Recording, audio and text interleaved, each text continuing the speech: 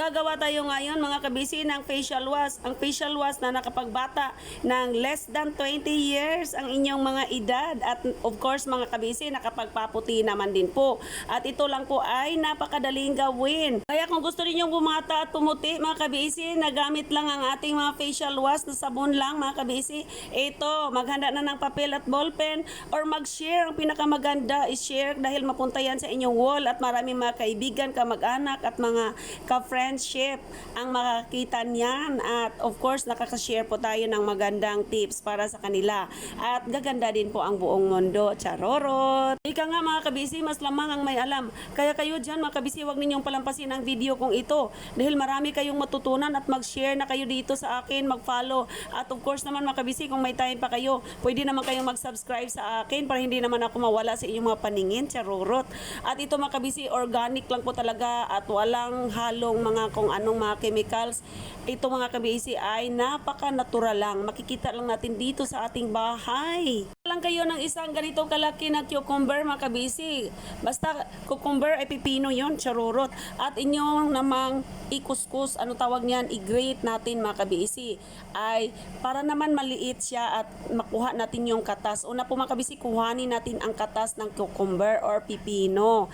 Nasa inyong ref lang yan mga kabisi, or kung wala, bibilin lang kayo mga kabisi sa mall or sa mga kapitbahay, charurot. Dito mga kabisi, para makuha natin ang katas, dapat ay i-stray natin or isalaon natin mga kabisi. O sa mga Bisaya dyan, salaon na to na, charurot.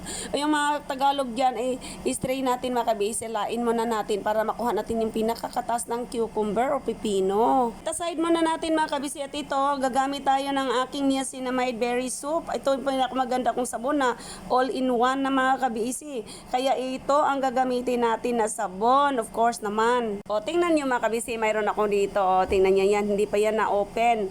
Pero mayroon ako ditong isa mga kabisi na na-open na. Isa yung naman pag magbukas ako, alam nyo yung lola, matipid. Dito, gagamit na naman tayo ng pangkuskus. Of course, hindi talaga mawala sa buhay natin. Ito si pangkuskus natin. Ayan. I-grate muna natin yung sabon mga kabisi. Dapat gawin natin dyan, half lang. So, mag-grate tayo ng half na sabon kasi marami naman gagamitin natin. At for matagalan naman yung ating facial wash, mga kabisi. Charorot. Diyos ko, day. Ito na mga kabisi, pinapast forward ko na. Natapos na akong nag-grate ng ating sabon. Tingnan niyo yan. Marami-rami din ang half na sabon na. May kaltas na yung sabon na yun. Sinabon ko niyan maraming bisis mga kabisi. At ito, ginamit natin para sa ating facial wash. Para naman hindi tayo magbagnod-bagnod. Charorot. Ito na yun mga kabisi. Half lang nakuha ko talaga. Charorot. Katapos mga kabisi, ilagay na natin si cucumber or si pipino katas. Charorot. Yung ating sinala kanina. Dito natin ilagay sa ating kinudkod na sabon. At yan, ibabad natin, ibuhos natin na yan dyan ang mga sabon. Dapat po talaga ay nakalublub po siya ng maigi doon sa cucumber na pure na katas. O pa mga kabisi, napakaganda na. Sa dyan pa lang ay kuta na po kayo dyan sa panonood ng aking video. Charoro! Haluin muna natin na sandali mga kabisi. Haluin ang haluin. Bago natin idagdag natin yung iba pang mga sangkap na nandito lang. Charoro! Ito, maglagay tayo ng white egg. Hindi natin isama si yellow. Si white lang mga kabisi ha. Tandaan natin yan. Charoro! Pagkatapos, haluin na naman ulit. Ito, maglagay tayo ng isang swak. Ayan, Bear Brand po ang ginamit natin. Pwede kayong gagamit ng 3 kutsarang gatas na powder kung anong gusto ninyong brand. Ayan po ang madali ko mga kabisi. Madali lang kasing hanapin si Bear Brand Swak. Charorot! Basta tandaan natin mga kabisi, pag may ilagay tayo, dapat haluin muna natin bago natin ilagay ulit yung isa pang sangkap. At dito mga kabisi, tapos na tayong naghalo-halo dyan sa milk. Dito ilagay na natin si whitening serum ko. Tingnan yan mga kabisi. Diyos ko dahil, iyan po ang nagpapaputi at nagpapabata sa atin mga kabisi, kaya hindi natin pwedeng hindi lagyan ng isang kutsara. Isang kutsara ba naman? Charorot. Isang kutsara ba yan? Charorot. Sa lahat kasi na mga ginagawa kong mga DIY mga kabisi na para pa skin rehab, ganyan, nilagyan ko po talaga ng ganyan. Ay alam naman yung mga kabisi, arte yung inyong lola, gusto niyang bumata lang palagi. Charorot. Ay isip bata lang mga kabisi, ay hindi pala yung mga skin natin. At hindi natin kalimutan na lagyan din natin ng olive oil. Alam niyo mga kabisi, ang effect ng olive oil sa ating mga balat. Napakaganda po yan mga kabisi, at lalo na dito sa ating facial na mga kailangan natin dito sa ating mga balat. Charot! Dito lagyan natin ng honey, my love, so sweet. Ayan, 2 kutsara ang kailangan natin dyan mga kabisi. Alam ba ninyo na ang honey bee ay napakaganda po sa ating mga balat? Diyos ko dahil mga kabisi, kaya dapat po ay lagyan natin yan, yung ating pampaputi na facial wash. Diyos ka dahil. Dito haluin na natin ng maigi mga kabisi. Dapat haluin po. Dapat po kasi po ay para po ma-melt po lahat. Ayan, yung sabon dyan, yung milk, ayan yung honey, yung mga whitening serum.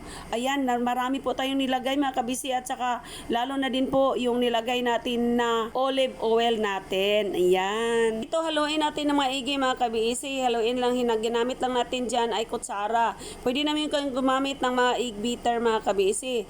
Pero yung sa atin po ay hindi na ako gagamit kasi maliit yung aking na ayoko nang i-transfer mga kabisi. Kaya dito na lang mga kabisi, hinalo ko na lang yan ng aking kutsara. Pwede naman din yan mga kabisi, pero mas maganda po talaga para ma-mix po talaga siya ng maigi, lalo na yung mga milk dyan hindi pa masyadong nagkumpul-kumpul pa.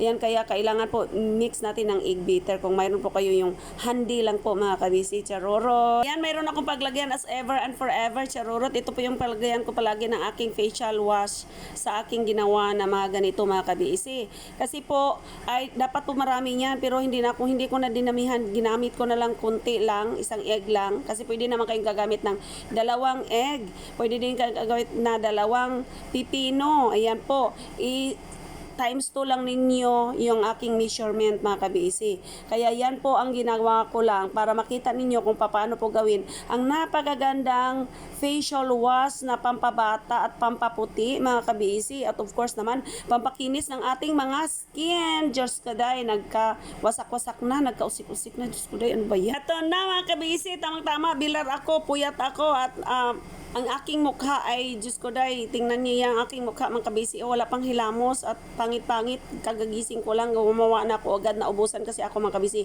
Kaya ganyan lang paggamit ng aking facial wash mga kabisi. Jabang, galang-galang. O, di ba yung lola, confident na confident dahil sabon po yan, ang sabon ko yan. Sabon na niacinamide berry ko yan mga kabisi.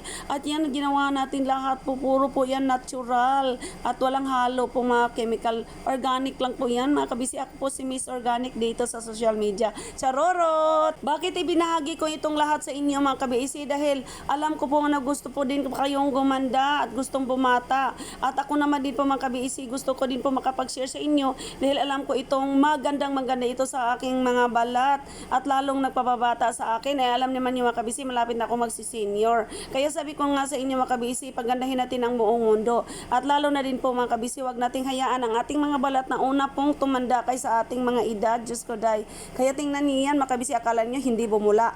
Kasi marami tayong oil na inilagay, lalo na doon sa ating whitening serum. Yung mga oil natin mga ginagay doon. Hindi naman po mga kabisi, bulang-bula po yan. Mga kabisi, tingnan niyo yan dahil yung ating niacinamide berry na soap ay napakaganda, all-in-one na yon. Yun pa ang ginamit natin. Diyos ko day, ano ba naman?